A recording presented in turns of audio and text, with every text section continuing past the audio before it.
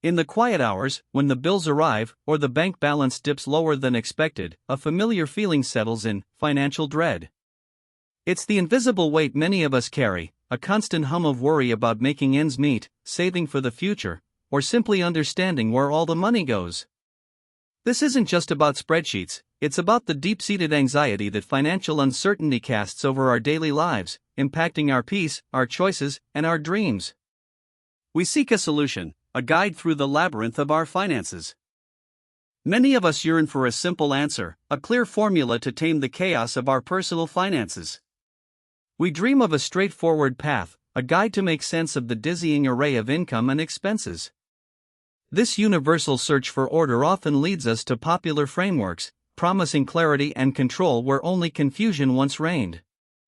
We're looking for more than just a method. We're looking for a sense of empowerment, a way to reclaim agency over our financial destiny, hoping to transform our money story. And then, a name surfaces with reassuring regularity: the 50/30/20 rule. It appears like a beacon of simplicity, a deceptively easy structure promising to solve our money woes. It's presented as the ultimate hack, an accessible key to financial stability, endorsed by experts and celebrated by early adopters. On its surface, it offers a neat division: 50% for needs, 30% for wants, and 20% for savings or debt repayment. But beneath this polished surface lies a far more intricate human reality, one that few explain. At its heart, the 50/30/20 rule is designed to be a flexible guideline, not a rigid law. It originated from Senator Elizabeth Warren and her daughter Amelia Warren Tiagi's book, All Your Worth: The Ultimate Lifetime Money Plan. The premise is elegant: have your income for necessities, allocate nearly a third to discretionary spending, and dedicate the remainder to building your future.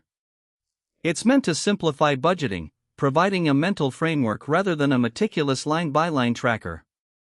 An appealing concept for a world drowning in financial complexity. The rule's widespread appeal lies in its apparent simplicity. No complex spreadsheets, no intricate formulas, just 3 clear categories. This straightforward approach offers an immediate sense of control to those overwhelmed by budgeting. For many, it's the first tangible step towards financial literacy, promising a predictable path to stability. It suggests that financial peace is attainable, that the chaos can be tamed with just a few well-defined boundaries. But this simplicity, while comforting, often glosses over the nuanced realities of diverse human experiences. But financial lives are rarely simple percentages. They are a tapestry woven with fluctuating incomes, unexpected crises, aspirational desires, and geographical disparities. The 50/30/20 rule, while an excellent starting point, often fails to account for these intricate human elements. It's in these real-life scenarios that the rule's elegant structure begins to fray, revealing its inherent limitations. Who is truly affected by these limitations? What's really at stake when a universal rule meets the messy specifics of individual lives? Let's begin with the 50% dedicated to needs. This category encompasses the absolute essentials: housing, utilities, groceries, transportation, insurance, and minimum loan payments. For many, this sounds reasonable, even generous. But for millions, especially those in high cost of living areas or earning entry-level wages, this 50% is a moving target, often exceeded before the month even begins. This isn't a failure of budgeting, it's a collision with economic reality, a fundamental mismatch between a theoretical rule and real-world expenses. Meet Alex, a recent graduate in San Francisco. Their starting salary looked good on paper, but rent alone consumes nearly 40% of their take-home pay. Add in utilities, groceries, and student loan minimums, and Alex quickly finds their needs budget soaring past 50%, often hitting 65% or even 70%. The rule, designed to offer control, instead highlights a stark reality: their income simply doesn't stretch enough to fit the prescribed categories. The pressure to conform, or the feeling of failure, becomes immense, even though the issue isn't their spending habits. Beyond the obvious, needs can also conceal hidden costs. What about medical expenses? Childcare? Essential repairs for an aging car? These aren't monthly occurrences but can decimate a carefully planned needs budget when they arise. The 50/30/20 rule, by its very design, doesn't always build in the flexibility for these unforeseen but unavoidable expenses. This leaves individuals scrambling, forced to dip into savings, incur debt, or cut back drastically on wants, creating a cycle of stress and disappointment. The biggest myth about the 50% needs category is that it's universally achievable. For many, especially those grappling with low wages, chronic illness, or dependence, just covering necessities consumes the vast majority of their income. The rule, while well-intentioned, can inadvertently create a sense of failure for those already struggling against systemic economic pressures. It implies that if you can't hit 50%, you're doing something wrong, when in reality, the structure itself might not be suitable for your economic circumstances. Now, let's explore the 30% allocated to wants. This category is for discretionary spending, dining out, entertainment, subscriptions, hobbies, new clothes, travel. This is where the budget is supposed to feel liberating, a reward for diligent saving. Yet, this category is often where the most emotional battles are fought. Society bombards us with consumerist messages, and the line between want and perceived need becomes blurred. This 30% isn't just about spending, it's about identity, social connection, and the pursuit of happiness. Sarah, a young professional trying to build her network, finds her 30% wants category constantly challenged. Her friends often suggest expensive dinners, concert tickets, or weekend trips. Saying no feels like missing out, jeopardizing her social life and professional connections. The pressure to keep up, to not be the odd one out, is immense. What the rule doesn't account for is the social capital invested in wants, the mental and emotional toll of constantly declining invitations, or the feeling of isolation that can follow. Is wants truly just discretionary, or are some vital for well-being? The distinction between needs and wants isn't always clear-cut. Is a reliable internet connection a need in today's remote work economy, or a want if you can technically go to a library? What about a good coffee machine for someone who works early mornings? These lines blur as our lives become more digital and personalized. Categorizing becomes subjective, causing frustration and self-doubt. The simplicity of the 50/30/20 rule, in these moments, gives way to personal interpretation, making rigid adherence a source of constant internal debate. The 30% wants category is also where emotional spending often takes hold. After a stressful week, that takeout order or impulse purchase feels like a necessary relief, a small treat to self. Financial discipline can erode under the weight of emotional fatigue or celebratory urges. The rule provides a percentage, but it doesn't offer tools to navigate the psychological triggers of spending. This is where personal narratives intersect with numbers, where budgeting becomes less about math and more about self-awareness and emotional regulation. Finally, we arrive at the 20% for savings and debt repayment. This is the category designed for building wealth, paying off high-interest debt, and securing your financial future. It's the promise of freedom, a buffer against uncertainty, and the path to long-term goals like homeownership or retirement. For many, this 20% is the hardest to achieve, often the first to be sacrificed when needs expand or wants prove irresistible. This isn't just a number, it represents hope, security, and the ability to dream beyond the present. Consider Maria and David, a couple just starting their careers, burdened by significant student loan debt. Their combined minimum payments alone eat up over 15% of their income. While the rule suggests 20% for savings and debt, for them, nearly all of that 20% must go towards student loans just to keep pace. Saving for a down payment, retirement, or even an emergency fund feels like an impossible dream.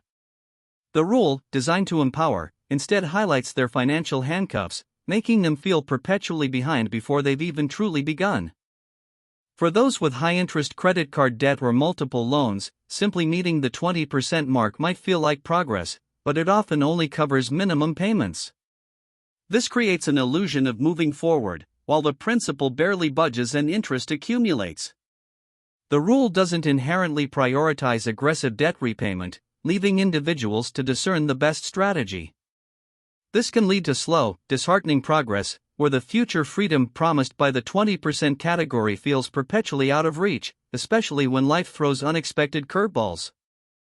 What's truly at stake here? It's more than just money. It's about mental well-being, relationships, and the ability to plan for a stable future. When the 50/30/20 rule doesn't fit, it can lead to guilt, shame, and a feeling of personal inadequacy. It can strain partnerships when budgeting disagreements arise, or prevent individuals from taking risks that could lead to greater opportunities. The rule, when applied rigidly without context, can become another source of pressure, rather than the liberator it promises to be. The most pervasive myth surrounding the 50/30/20 rule is that it's a one-size-fits-all solution. This notion ignores the vast economic disparities and diverse life circumstances that shape our financial realities. A single parent in an expensive city faces an entirely different financial landscape than a dual-income couple in a lower cost-of-living area. The rule, designed for simplicity, often falls short in acknowledging the complex, multifaceted challenges faced by real people, promoting an unrealistic ideal that can leave many feeling like failures. Another unspoken assumption of the 50/30/20 rule is a stable, predictable income. But in today's gig economy and uncertain job market, fluctuating income is the new normal for millions. How do you allocate fixed percentages when your monthly earnings are a moving target? Freelancers, contractors, and small business owners often struggle to apply such a rigid structure, leading to cycles of feast or famine. The rule offers little guidance for managing irregular paychecks, turning a helpful guideline into a source of frustration. The rule also largely ignores distinct life stages. A college student's budget looks vastly different from a retiree's or a young family's. When you're young, perhaps burdened with student debt, your needs might be high and savings minimal. In mid-career, with children, childcare might balloon your needs. In retirement, wants and healthcare needs shift dramatically. Applying a uniform 50/30/20 rule across all these diverse phases of life is impractical, even detrimental, failing to acknowledge evolving priorities and financial capacities. This is where the tension truly builds. For countless individuals, the 50/30/20 rule, despite its clear intention, often feels like a straitjacket rather than a helpful tool. The numbers just don't add up when faced with real-world complexities. Imagine living in a city where 60% of your income goes to rent alone. Or facing unexpected medical bills that wipe out your savings. In these moments, the simplicity of the rule dissolves, replaced by the crushing weight of impossibility, leaving people feeling isolated and defeated by a system that appears not to understand them. Take Elena, a single mother of two working a demanding retail job. Her income barely covers the rent for their modest apartment, food, and basic school supplies. After childcare costs and transportation, her needs consistently exceed 70%.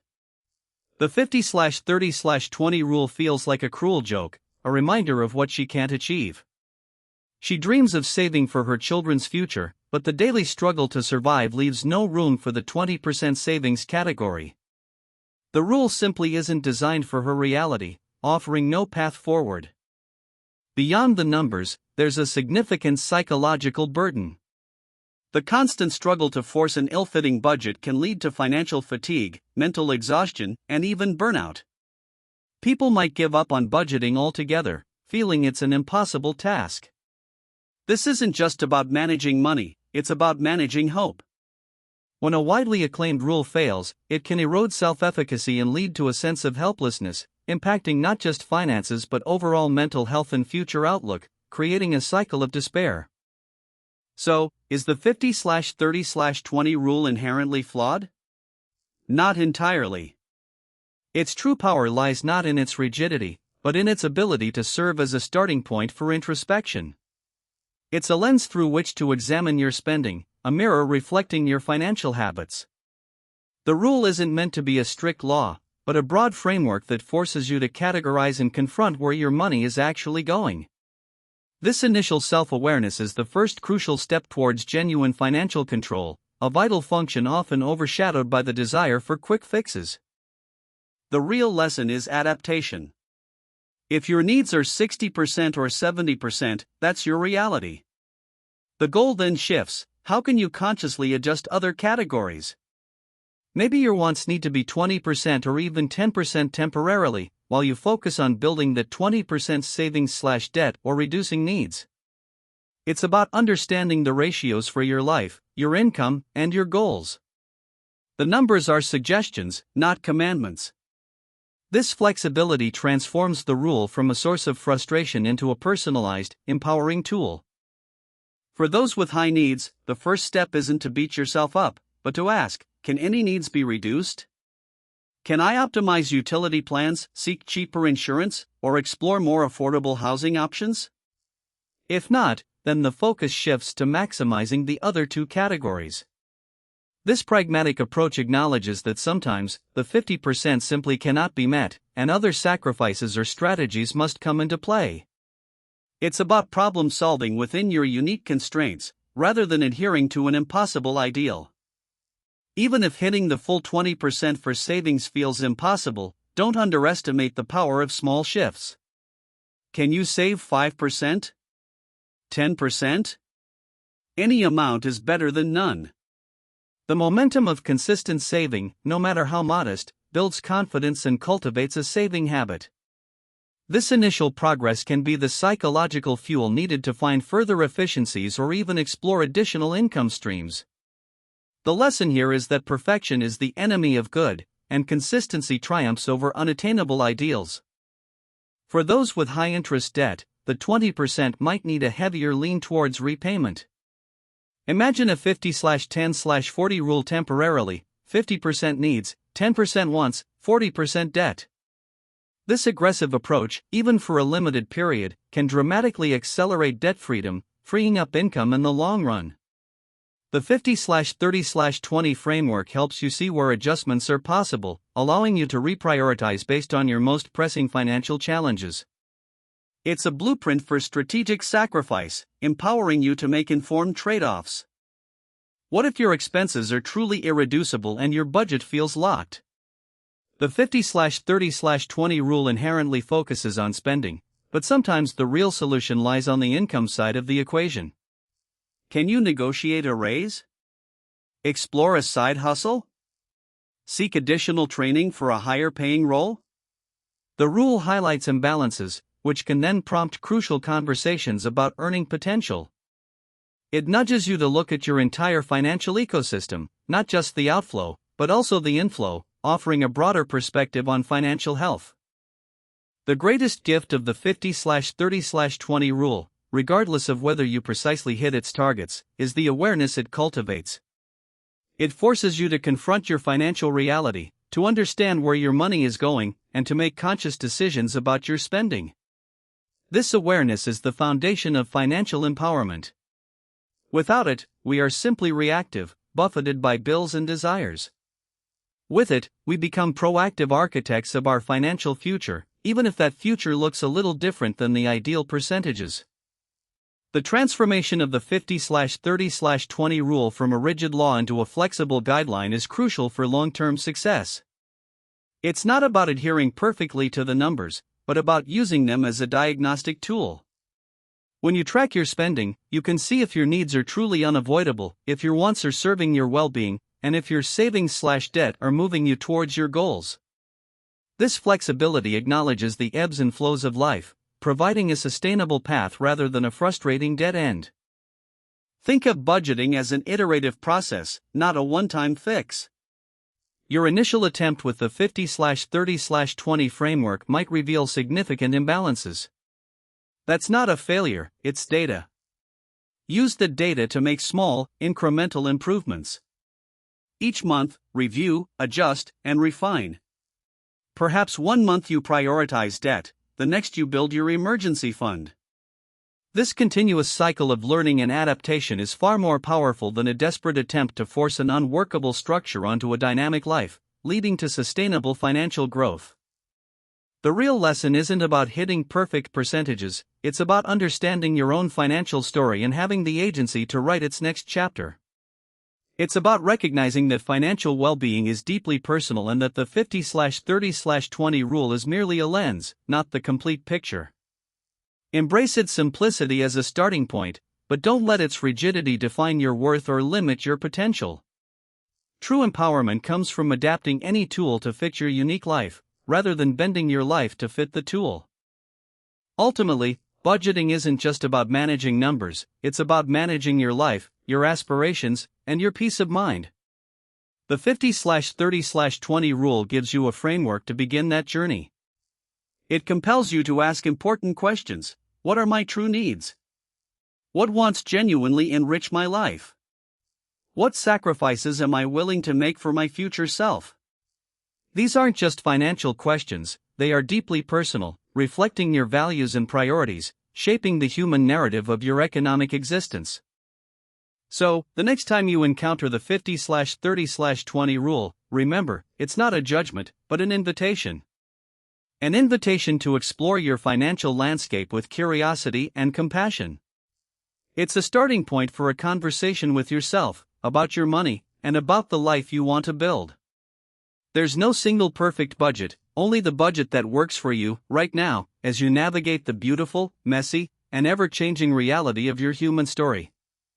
Embrace the journey of discovery, rather than the pressure of perfection.